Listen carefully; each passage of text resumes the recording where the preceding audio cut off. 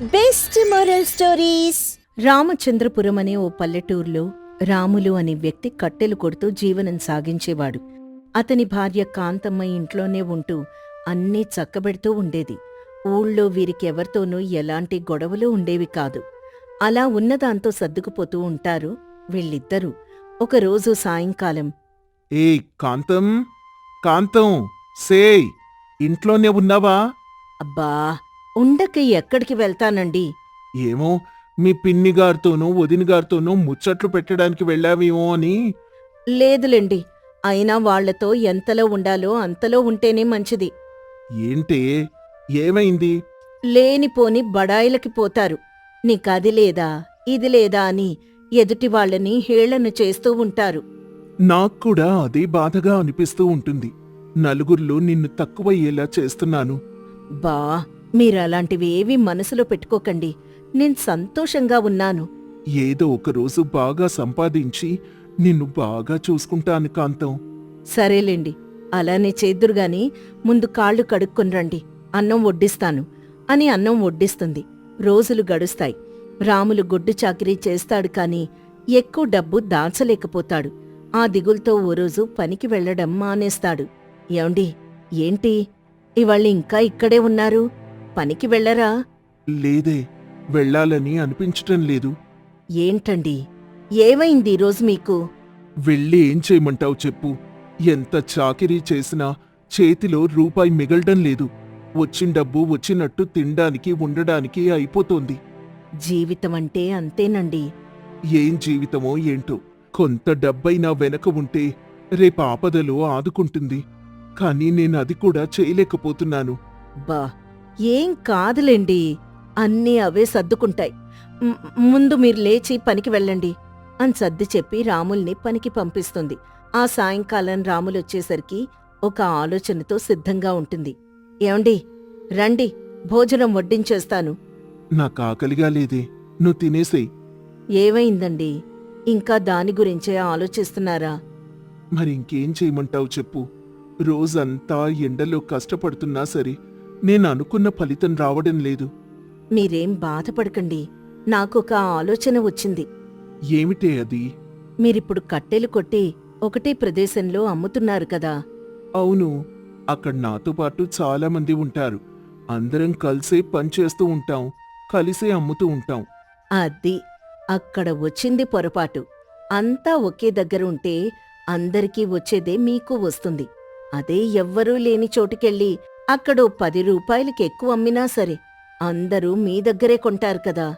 అవునే, నాకెప్పుడు ఈ ఆలోచనే రాలేదు. కానీ అక్కడ నా దగ్గర కొంటారంటావా? అవునండి, తప్పకుండా కొంటారు. అవసరం ఉండి వేరే దారి లేకపోతే ఎవ్వరైనా అందుబాటులో ఉన్నదే తీసుకుంటారండి. సరే, రేపుదయం ఓసారి పక్కూరికెళ్ళి చూసొస్తాను. అనుకున్నట్టుగానే కాంతమ్మ చెప్పింది చేస్తాడు. కాని ఫలితం ఉండదు. దీంతో చాలా దిగులుగా ఇంటికి తిరిగొస్తాడు. ఏంటండి అంత దిగులుగా ఉన్నారు? నువ్వు చెప్పావని ఈరోజు కొత్త ప్రదేశానికి వెళ్ళాని, కాని అక్కడ అస్సలు కట్టేలా అమ్ముడుపోలేదు. ఒక్క రోజులోనే అంతా అయిపోవాలి అంటే ఎలా చెప్పండి? ఈరోజు మనకు ఆదాయం లేదు కదా, మరింకేం చెయ్యాలి నేను? ఏం పర్వాలేదు, ఇంకో 2 రోజులు చూడండి. కావాలంటే మీతో పాటు నేను కూడా వస్తాను. ఆమె చెప్పినట్టుగానే 2 రోజులు చూస్తారు. ఉపయోగం ఉండదు. దీంతో మరుసటి రోజు, చూసావా, నిన్ను నమ్మితే 3 రోజుల నుంచి అస్సలు ఆదాయమే లేకుండా పోతోంది. అదేంటండి అలా అంటారు? మరి లేకపోతే నేనేం చెయ్యాలిప్పుడు? సరే, నాకింకొక్క అవకాశం ఇచ్చి చూడండి. ఈసారి ఇంటింటికి తిరిగి మీరే కట్టెలమ్మండి. ఈ ఆలోచనైనా మనకి లాభం తెచ్చిపెడుతుందంటావా? ఖచ్చితంగా తెచ్చిపెడుతుంది సరే, చూద్దాం ఎలా ఉంటుందో అనంటాడు. ఆమె చెప్పినట్టుగానే చేస్తాడు. ఈసారి కట్టెలన్నీ అమ్ముడుపోతాయి. పైగా రోజుకంటే ఓ 200 రూపాయల లాభం వస్తుంది. దీంతో ఇంటికొచ్చి, కాంతం, కాంతం, ఈరోజు మనకి 200 లాభం వచ్చింది తెలుసా? చెప్పానా మరి? ఏమనుకున్నారు నా ఆలోచనంటే? సరే సరే, నువ్వే గొప్ప అని నేను ఒప్పుకుంటాను తల్లి. రేపట్నుంచి మీరిదే పనిచేయండి. చూద్దాం, సాగినంత కాలం సాగుతుంది. రోజులు గడుస్తాయి. అనుకున్న విధంగానే వారికి రోజూ లాభం వస్తుంది. కొద్ది రోజులకి భారీ వర్షం పడి కట్టెలన్నీ తడిసిపోతాయి. దీంతో అంతా బాగా సాగుతుంది అనుకునే సమయంలో ఏంటి ఇది? ఏమీ కాదులేండి, 2-3 రోజులు పనికి వెళ్లరు, అంతే కదా. దేవుడు నాకు ప్రతిసారి పరీక్ష పెడుతూనే ఉన్నాడే. ఏం పర్వాలేదండి, మీరలా నిరాశపడకండి, అంతా అదే సర్దుకుంటుంది. ఎలా సర్దుకుంటుంది చెప్పు? కట్టెలన్నీ తడిసిపోయాయి. ఇప్పుడెవ్వరూ కొనరు. అదే మనకి మరో అవకాశం. మరో అవకాశమా? అదెలా? అవునండి, అందరూ తడిసిన కట్టెలమ్మలేక బాధపడుతున్నప్పుడు మనం వాటిని ఎండబెట్టి అమ్మితే? ఎండబెట్టడం అంటే ఈ వర్షంలో ఎలా సాధ్యమే? ఇంటి వెనకాల ఉన్న ఖాళీ స్థలం గుర్తుంది కదా, అక్కడ చిన్న షెడ్లా కప్పు వేయించి కట్టెల్ని వరుసగా పేరుద్దాం. అలా చేస్తే అవి ఎండిపోతాయా? పూర్తిగా కాకపోయినా ఇతరుల కట్టెల కంటే మెరుగ్గా ఉంటాయి. అప్పుడు వాళ్లకంటే మనం ఎక్కువ ధరకి అమ్మగలం అని చెప్పడంతో రాములు కాసేపు ఆలోచించాడు. కాంతమ్మ మీద నమ్మకంతో సరే, నువ్వు చెప్పినట్టు చేసి ప్రయత్నిద్దాం అనంటాడు. ఆ రోజే ఇద్దరూ కలిసి ఇంటి వెనకాల చిన్న షెడ్ ఏర్పాటు చేశారు. తడిసిన కట్టెల్ని సర్దుకుని గాలి తగిలేలా పేర్చారు. 2 రోజుల తర్వాత అవి కొంత ఎండిపోతాయి. 3వ రోజు రాములు కాంతంతో ఇలా అంటాడు. కాంతం, కట్టెలన్నీ ఎండినట్టే అంటావా? దాదాపుగా అలానే అనిపిస్తున్నాయండి. ఇక వీటిని కూడా మీరింటింటికి తిరిగే అమ్మండి. సరే, నువ్వు చెప్పినట్టే చేస్తాను. కాని ఇంకా కొంచెం తడి ఉన్నట్టే ఉంది. అదే చెప్పండి, ఇవి మిగతా వాటికంటే బావున్నాయని అని చెప్పడంతో రాములు అలాగే చేశాడు. ఆశ్చర్యంగా అతని కట్టెలన్నీ మళ్లీ అమ్ముడుపోయాయి. సాయంత్రం ఇంటికొచ్చి ఆనందంగా, కాంతం, మళ్ళీ కట్టెలన్నీ అమ్ముడుపోయాయే, పైగా మంచి ధరకి. నేను చెప్పాను కదండి.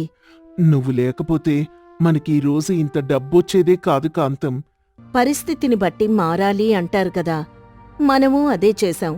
నిజమే కాంతం, నాక్కూడా ఇప్పుడిప్పుడే అర్థమవుతోంది.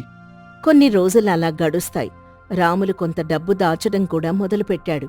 ఒకరోజు, కాంతం, ఇప్పుడిప్పుడే కొంత డబ్బు కూడుతోంది. ఇక మనం ఇంకో మెట్టెక్కాలి. నేను కూడా అదే అనుకుంటున్నానండి. ఏంటది? మనం కట్టెలు మాత్రమే అమ్మకుండా చిన్న చిన్న కట్టెలు తయారు చేసి వంటకు సిద్ధంగా ఉన్నట్టు అమ్ముదాం. అదేంటి కొత్తగా ఉంది? అవునండి, ఇంట్లో ఉన్న వాళ్లకు సులభంగా వాడుకునేలా ఉంటుంది. వాళ్ళు కష్టపడకుండా సిద్ధంగా ఉన్నవి తీసుకెళ్తారు. సరే, చూద్దాం ఎంతమంది తీసుకుంటారు. ఆ రోజు నుంచి ఇద్దరూ కలిసి కట్టెల్ని చిన్న ముక్కలుగా కోసి కట్టలా కట్టేసి అమ్మడం ప్రారంభించారు. కొద్ది రోజుల్లోనే ఊళ్ళో మంచి పేరొచ్చింది.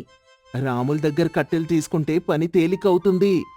అవునరా, ఇంట్లో నేను లేకపోయినా మా ఇంటావిడ తేలిగ్గా కట్టెలు పెట్టేసి వంటలు చేసేస్తోంది.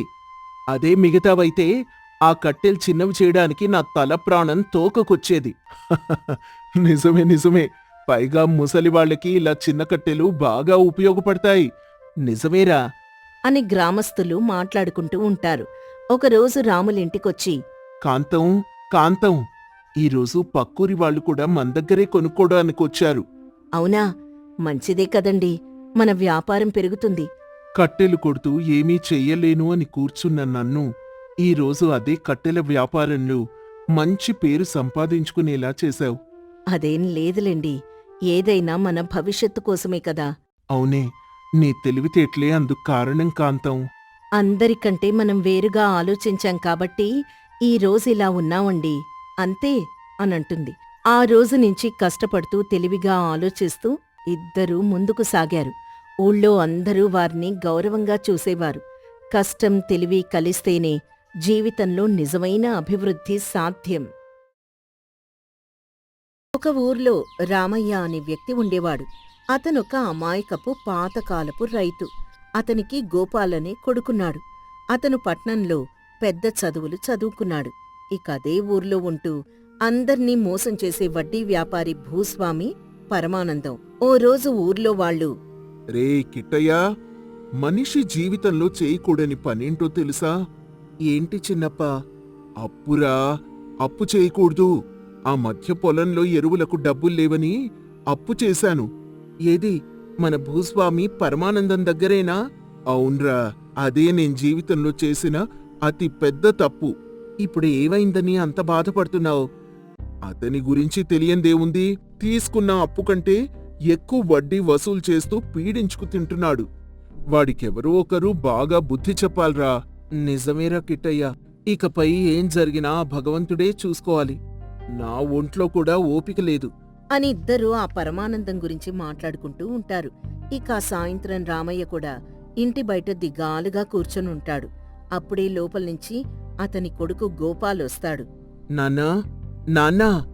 రామయ్య ఉలుకు పలుకు లేకుండా అలానే ఉంటాడు. నాన్నా! నాన్నా, ఏమైందసలు? ఏం మాట్లాడకుండా అలా ఉన్నావు? నువ్వా? రారా. ఏం నాన్నా, ఆరోగ్యం అది సరిగ్గానే ఉందా? అంతా బాగానే ఉందిరా. మరెందుకని ఎప్పుడు ఏదో ఆలోచిస్తూ ఉంటున్నావు? నేనొచ్చినప్పటినుంచి చూస్తూనే ఉన్నాను. అసలు నీ మొహంలో ఆ పాత కళే లేదు. అదేరా, పొలం గురించి ఆలోచిస్తూ పొలం పనులన్నీ నేను దగ్గరుండి చూసుకుంటున్నాను కదా, నీకెందుకు ఆందోళన? అది పొలంలో నీకు తెలియని కొన్ని లోటుపాట్లున్నాయిరా. వాటి గురించే నా దిగులంతా. ఏంటన్నా అది? సమయం వచ్చినప్పుడు నేను చెప్తాన్లే అని లోపలికెళ్ళిపోతాడు. గోపాల్ కూడా ఆ విషయాన్ని అంతగా పట్టించుకోడు. తన పని తను చేసుకుంటూ ఉంటాడు. దీంతో రామయ్య భార్య తులసి, ఏమండి, అసలు సమస్య ఏంటో వాడికి చెప్తే వాడు చూసుకుంటాడు కదా. వాడికి కాస్త ఆవేశం ఎక్కువే, అందుకే ఆలోచిస్తున్నాను. అందుకని ఎన్నాళ్ళిలా మీలో మీరే మదన పడుతూ ఉంటారు. అది కాదు తులసి, ఇప్పటికే వాడు వయస్సుకి మించిన బాధ్యత మోస్తున్నాడు. ఇప్పుడు ఈ కొత్త సమస్య గురించి చెప్తే వాడెలా తీసుకుంటాడో ఏమో మరి. అబ్బా, అదంతా వాడు చూసుకుంటాడులేండి. ముందు ఉన్నది ఉన్నట్టు చెప్పేయండి సరే తులసి, సమయం చూసుకుని చెప్తాన్లే అనంటాడు. రోజులు గడుస్తాయి. రామయ్య అలానే దిగాలుగా ఉండటంతో గోపాల్ మళ్ళీ రామయ్యని కదిలిస్తాడు.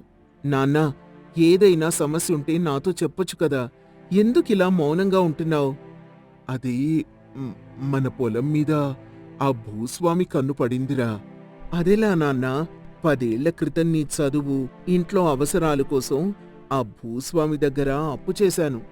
సరే, అదెప్పుడో జరిగిన విషయం కదా, ఈ పాటికి ఆ అప్పు తీర్చేసి ఉంటారు కదా మీరు. అవునరా, నోటి మాటను నమ్మి ఆ అప్పు ఎప్పుడో తీర్చేశాను. కాని నాకు తెలియక అప్పుడు తెల్ల కాగితం మీద వేలి ముద్ర వేశాను. అయ్యో నాన్నా, ఆ తర్వాత ఏం జరిగింది?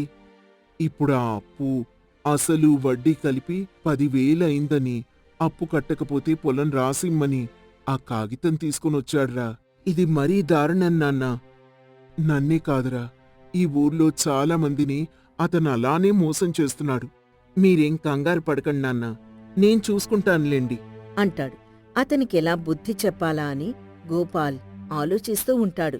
ఇక మరోవైపు ఆ భూస్వామింట్లో అతను తన పాలేరు వెంకయ్యతో, రేయ్ వెంకయ్యా, ఈ వారం ఎట్టి పరిస్థితిలో ఆ రామయ్య పొలం మన చేతికొచ్చేయాలి. అయ్యా, ఇది అన్యాయం కదయ్యా, అతనెప్పుడో తన అప్పు తీర్చేశాడు కదా. ఏంట్రా, నాకే తప్పొప్పులు చెప్తున్నావా? అని గట్టిగా అతని మీద అజమాయిషీ చూపిస్తాడు. క్షమించండయ్యా, మీరెలా చెప్తే అలాగే చేస్తాను. అది అలా రా దారికి. కాని బాబూ, మీ ఉప్పు తింటున్నాను కాబట్టి మీకొక విషయం చెప్పాలనుకుంటున్నాను. ఏంటది? ఆ రామయ్య కొడుకు పట్నం నుంచి వచ్చాడు. అతనిక్కడే పొలం పనులు చూసుకుంటూ ఉంటున్నాడు. చాలా తెలివైనవాడు. వాడెన్ని చదువులు చదివినా నా ముందు బచ్చాగాడ్రా. కాని బాబూ, ఇక నోరు మూసుకొని వెళ్ళి నీ పని చూసుకో అని పాలేర్ని పంపించేస్తాడు భూస్వామి పరమానందం. ఆ రాత్రి గోపాల్ ఒంటరిగా ఆలోచిస్తూ కూర్చుంటాడు. ఈ పరమానందం లాంటి వాళ్ళని సూటిగా ఎదిరిస్తే పనవ్వదు. వాళ్ల తెలివితోనే వాళ్ళని ఓడించాలి అనుకుని మరుసటి రోజు ఉదయం గోపాల్ గ్రామంలోని రైతులందర్నీ ఒక చోటికి పిలుస్తాడు. చూడండి బాబాయ్, ఆ భూస్వామి పరమానందం గారి గురించి నాన్న నాకంతా చెప్పాడు. ఎంత చెప్పినా ఏం లాభంరా గోపాల, వడ్డీల మీద వడ్డీ వేస్తూ మా నెత్తిన గుదిబండై కూర్చున్నాడు. బాబాయ్, ఊరుకోకండి. మీలాంటి వాళ్ళు మౌనంగా ఉన్నంతకాలం వాళ్ళ ఆటలు సాగుతూనే ఉంటాయి. మా దగ్గర అతన్ని ఎదిరించే సామర్థ్యం లేదు గోపాల. నేనున్నాను కదా, మీరు నాకు సాయం చేయండి చాలు అంటాడు. దీంతో ఊరివారంతా అతని మాటలకు ఏకీభవిస్తారు. సరే గోపాల, నువ్వెలా చెప్తే అలా చేస్తాం. ఇంతకీ ఏం చేయాలి? అతను తెల్ల కాగితాల మీద వేలి ముద్రలు తీసుకున్నాడు కదా, అంటే అతనికి నిజమైన ఒప్పందం లేదు. మనం అందరం కలిసి ఒక పని చేస్తే అతని మోసం బయటపడుతుంది. అందరూ ఆశ్చర్యంగా గోపాల్ వైపు చూస్తారు. ఏంటి గోపాలం ఆ పని?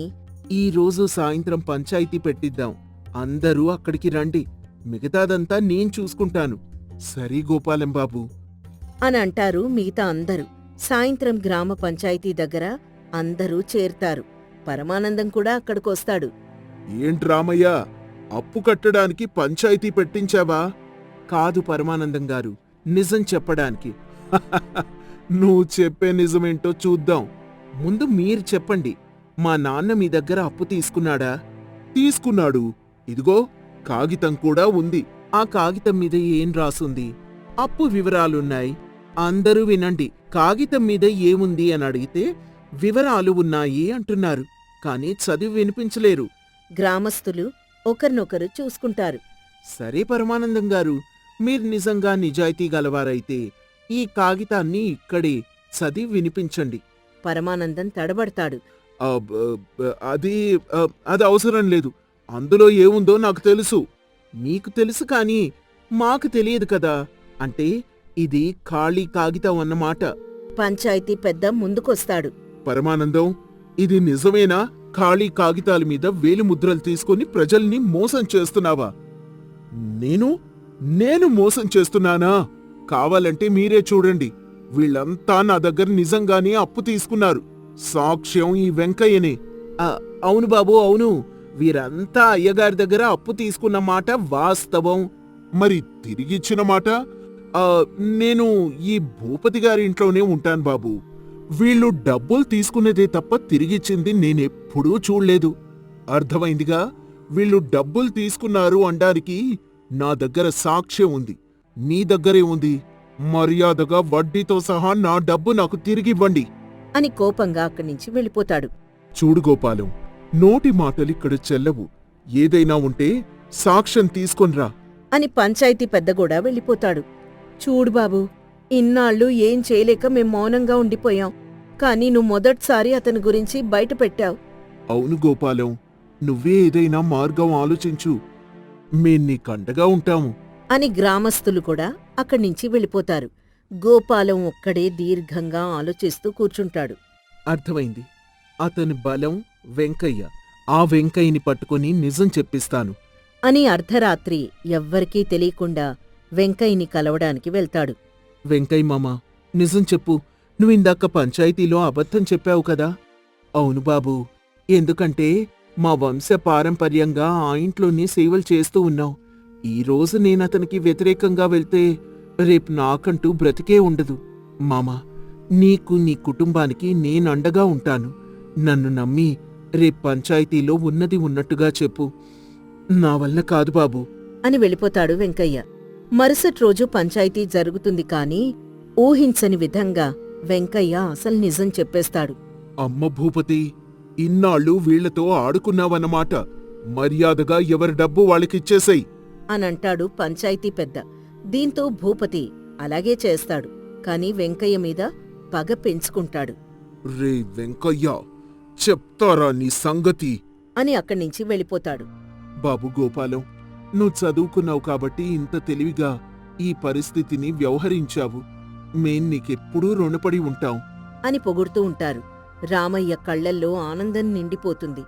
ఇదంతా వెంకయ్య మామ సహకారం వల్లే జరిగింది. మనమంతా అతని కుటుంబానికి అండగా ఉండాలి. ఖచ్చితంగా ఉంటాం. ఎలాంటి కష్టం వచ్చినా మనలో మనమే సాయం చేసుకుందాం. ఇలా ఉంటే ఎంతమంది భూపతులు వచ్చినా మనల్ని ఏమీ చేయలేరు బాబాయ్. నిజమే గోపాలం, ఈ రోజు నాకు సంతోషంగా ఉందిరా అంటాడు రామయ్య. తెలివి ధైర్యం కలిసొస్తే ఎంత పెద్ద సమస్య అయినా సులభంగా పరిష్కారమవుతుందని గోపాల్ అందరికీ నిరూపించి చూపించాడు.